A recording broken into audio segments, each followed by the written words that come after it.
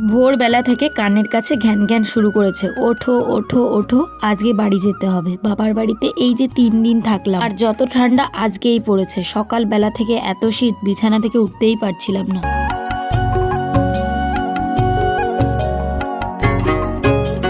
মা কিন্তু প্রতিদিন আগে আগেই ওঠে, কিন্তু আজকে যেহেতু বাড়ি যাওয়ার তাড়া, তাই কিন্তু সকালে আমি উঠে মাকে ডাকলাম যে মা তাড়াতাড়ি করে ওঠো, আমি বাড়ি যাব। তারপরে মা উঠলো, আর মা কিন্তু বাসি কাজকর্ম করা শুরু করেছে। আর এই যে আমাদের বাড়িতে একটা বক ফুলের গাছ আছে, এই গাছটাই দেখলাম ফুল ফুটেছে। ভাবলাম বাড়িতে গিয়ে কী বা রান্না করব, তাই কটা বক ফুল তুলে নিচ্ছি। বাড়িতে গিয়ে একবার ভাবছি বক ফুলের বড়া করব, সঙ্গে কিছু করব। তাই জন্য কিন্তু এত ঠান্ডা হাওয়া দিচ্ছে, এই চাদরটা বারবার গা থেকে পড়ে যাচ্ছে, আর ভীষণই ঠান্ডা পড়েছে।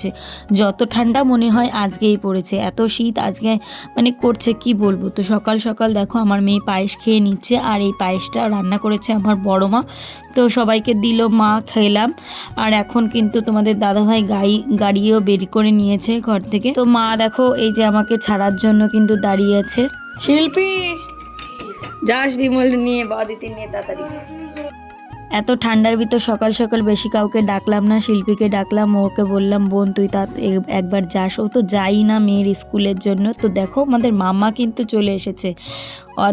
অদিতি এমনই যে সিঞ্জিনিকে পেলে কিচ্ছু লাগে না, 2 বোনই তাই। দেখো ওর কিন্তু মনটা খারাপ, একদম খালি গায়ে হয়ে বাইরে বেরিয়ে এসছে। এতটা ঠান্ডা পড়েছে, মা কিন্তু ওকে ধরে নিল। আর আমার মেয়ের দেখো মুখটা কেমন লাগছে। ও আর কি অদিতির সঙ্গে আর খেলা করতে পারবে না। যদিও আমাদের বাড়ির পাশে আশেপাশে অনেক বাচ্চারা আছে, খেলার অভাব হয় না, কিন্তু অদিতির হয়। যাই হোক দেখো দুগ্গা দুগ্গা করে বেরিয়ে পড়লাম। এত ঠান্ডা লেগেছে কি বলবো, শীতের জন্য আমি কিচ্ছু করতে পারিনি, মানে কাঁপতে কাঁপতে এসেছি। রাস্তা দিয়ে হাতে পা কিভাবে 2-3টে করে সোয়েটার জামা কাপড় পরে তারপরে বেরিয়েছি। আর বাড়ি এসে আমি কিন্তু রান্না শুরু করে দিয়েছি, কারণ সকাল সকাল ভাবছিলাম আজকে মেয়েকে স্কুলে পাঠাবো, কিন্তু সেইভাবে আর কি মানে সব কিছু রান্না করেও হয়ে উঠতে পারিনি। আর মেয়েটা না এত ঠান্ডার ভিতর এসেছে জন্য ওর শরীরটা খুব খারাপ হয়ে গেছে, ও আর কি মানে ঝিমাচ্ছে। তারপরে বাড়িতে এসে তো আগুন পোয়ালাম, সেগুলো আর দেখানো হয়নি। তারপরে উঠানটা কুড়িয়ে নিচ্ছি। আর আজকে রান্না করেছি ডিমের ঝোল, শাক ভাজি, আর হচ্ছে বকফুলের বড়া। এটুকু টাইমের ভিতর তবুও 3টে আইটেম করেছি। আর দুধটা মানে জাল দিলাম, মেয়েকে এখন খাওয়াতে যাব। সকালবেলা থেকে মানে কি একটুও বসার টাইম পাইনি। তারপরে সারাটা দিন আমার মাথা যন্ত্রণা, আমি তো শুয়েই ছিলাম, একটুও ভালো লাগছিল না। তাই মাথা যন্ত্রণার জন্য ভাবছিলাম ওষুধ খাবো। তো আমার বর বললো ওষুধ খাওয়ার দরকার নেই, 1 কাপ চা করে নিয়ে আসো, তাহলে দেখবে মাথা যন্ত্রণাটা কমবে। তাই জন্য কিন্তু আমি গোলমরিচ, আদা আর একটু নুন দিয়ে চাটা বানিয়ে নিয়েছি। মাথা ফেটে যাচ্ছে। আর আজকে দুপুরবেলা যখন ঘুমিয়েছি, আমার বর প্রচণ্ড পরিমাণে ডাকছে তাড়াতাড়ি ওঠো, ভাত খেতে যেতে হবে। আরও ওই জন্য রাগ ধরেছে, মানে ঘুমটা ক্লিয়ারই হয়নি। তারপরে কিন্তু মেয়েকে পড়াতে বসবো, তার আগে ভাবলাম এই সমস্ত জামা কাপড় যা পরেছিলাম বাবার বাড়ি, তো সেইগুলো তো ধোয়া ফালা করতেই হবে। তাই জন্য কিন্তু সব কিছু নিয়ে বসে পড়েছি, কি ধুতে হবে না হবে। আজকে সারাদিন আমি পুরো শুয়ে কাটিয়ে দিয়েছি, আর সারাদিন একটুও ব্লগ শেয়ার করি। জানি বেশি দিন থাকবো না, তাই জন্য অল্প কটা জামা কাপড় নিয়েছি। আর শীতকালে বেড়াতে গেলে কত যে জামা কাপড় হয়, 2-3টে, আর বাচ্চাদের নিয়ে গেলে তো অনেক বেশি হয়। তো এক এক করে সব জিনিসগুলো বের করছিলাম। আর এদিকে কিছু মালা ছিল। আর আমার মা, আমাদের বাড়ির মোটা ধানের চাল হয়েছে, মা বলছে এই চালগুলো নিয়ে যা, সিদ্ধ ভাত করে খাস। তো অল্প একটু নিয়ে এসেছি। তারপরে কিন্তু সব কাজ গুছিয়ে মেয়েকে একটু বই পড়ালাম। তারপরে এখন ওই বাড়িতে যাব। একটুও বাসনও ধুইনি, জানো তো আজকে সারাটা দিন আমার মাথা যন্ত্রণা করেছে ঠান্ডার জন্য। কানে ব্যথা, গলায় মানে নাকে ব্যথা, গলায় ব্যথা, সব কিছু এই হচ্ছে ব্যাপার।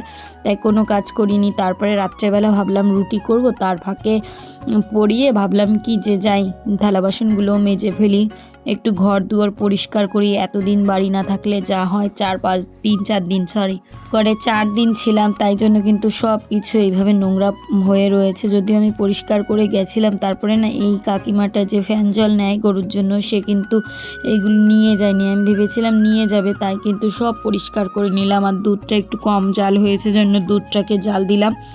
আর ওদিকে একটু জল গরম করতে বসালাম। আর এখন করব রুটি, আর রুটির সঙ্গে আর কিছু রান্না করতে ইচ্ছা করছে না আমার। যদি ওর দুধ রুটি হলে হয়ে যায়, মেয়েরও হয়ে যায়, কিন্তু ওর বাবার দুধ দিয়ে রুটি একদমই খেতে চায় না।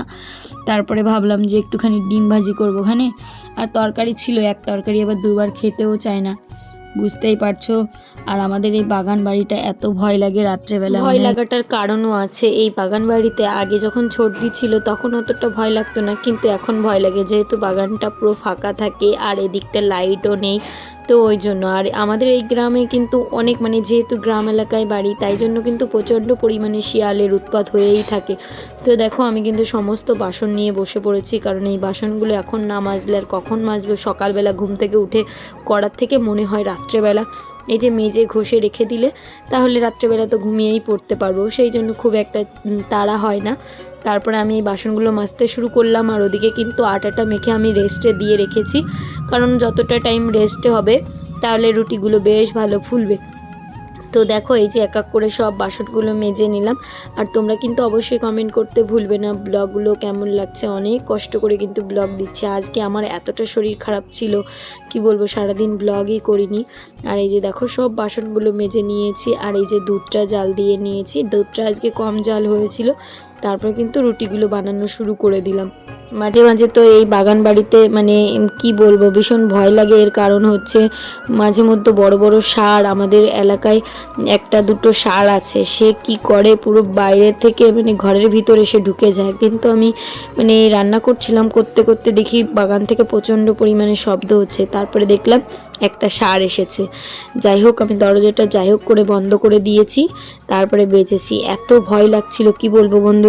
এই ভিডিওটার আমি কিন্তু অন্যরকম ভয়েস দিয়েছিলাম, তো আমি মানে অনেক ভয়ঙ্কর কিছু বলতে চেয়েছিলাম কিন্তু পারলাম না। তার কারণটা হচ্ছে ইউটিউবে দুবার আপলোড দিয়েছি, দুইবারই রেস্ট্রিকশন দিয়ে দিয়েছে। যাই হোক কোনো ব্যাপার না। তো ইউটিউব কিন্তু কোনো মানুষের খারাপ জিনিসকে কিন্তু মানে সাপোর্ট করে না।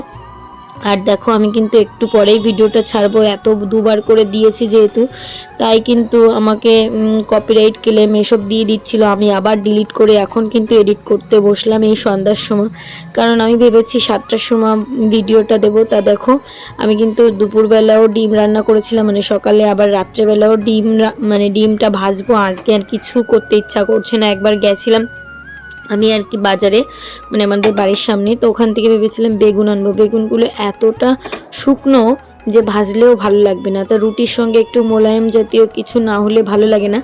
তো আজকে ওই সারাদিনই ডিম খেতে খেতেই পাগল হয়ে যাচ্ছি, কারণ আমি যদিও আজকে ডিম খাবো না, আমার শরীরটা ভালো লাগছে না, মনটাও খারাপ। তার কারণ ওই বাবার বাড়ি থেকে আসার পর না প্রথম দিনটা আমার একটুও ভালো লাগে না। সারা দিন শুধু আমি ল্যাদ খেয়ে যাই, জামা কাপড় কাচতে হবে, কত কিছু যে হয়েছে তোমরা তো দেখলে। তো দেখো ডিমটা কিন্তু আমার সুন্দর করে ভাজা হয়ে গেল। তো এখানে দুটো ডিম ভেজেছি, ও খাবে মানে সিঞ্জিনি বাবা খাবে, সিঞ্জিনি খাবে, তো দুজন মিলে খাবে, আমি আর খাবো না। তো চলো তোমাদের দেখাই এই ভাঙা টিনের ঘরটায় আমি রাত্রেবেলা করে কিভাবে কাজ করি। এই দেখো সব কিছু কিন্তু আমার রান্নাবান্না কমপ্লিট হয়ে গেছে। এখন এই ঘর দরজা সব কিছু আর কি আটকে রাখবো, কারণ কি এই ঘরটায় তো সব কিছুই থাকে, থালা বাসন থেকে শুরু করে। কিন্তু এই যে এখন দেখো আমি যে এমনি লাইটটা বন্ধ করে দিয়েছি, চারিদিকটা পুরো অন্ধকার। আর অন্ধকারের ভিতর আমি আজকে কিন্তু আমার বরকে ডাকিও নি, একা একাই আর কি আটকাচ্ছি। প্রতিদিন ওকে ডেকে নিই, হঠাৎ করে শব্দ হলো, মানে বাগান বাড়ি হলে যেটা হয় আর কি বুঝতেই পারো। তো অনেকে বলে তুমি বাড়িতে কি করে একা একা কাজ করো। তো ওইদিকে দেখো শুধু মেজদিদের ঘরটা দেখা যাচ্ছে, তাও ওনাদের তো এটা ব্যাক সাইড। তারপরে কিন্তু সমস্ত খাবার দাবার আমি ঘরে নিয়ে এলাম। তো আনার পরে দেখি কি আমার মেয়ে এখন ক্রিম মাখছে, তার কারণ আমাদের খাওয়া দাওয়া কমপ্লিট। আর খুব ব্যস্ততার ভিতর দিয়ে আজকে দিনটা গেল। ঘুমিয়েছিলাম, ঘুমোতে চেয়েছি, অমনি ওর বাবা উঠে ডাক দিয়েছে। আজকে সারা দিন আমার এত পরিমাণে মাথা যন্ত্রণা। তো আজকের ব্লগটা একটু তালগোল হয়ে গেল। যাই হোক কিছু করার নেই, কারণ আমি দুবার করে এডিট করেছি, অনেক কিছু বলেছিলাম কিন্তু আজকে আর সেটা দিতে পারলাম না। তো ভয়ের কিছুই বলেছিলাম, তার জন্যই হয়তো এটা মানে ইউটিউব থেকে আমাকে করে দিয়েছে। তো যাই হোক কোনো ব্যাপার না, কি আর করব।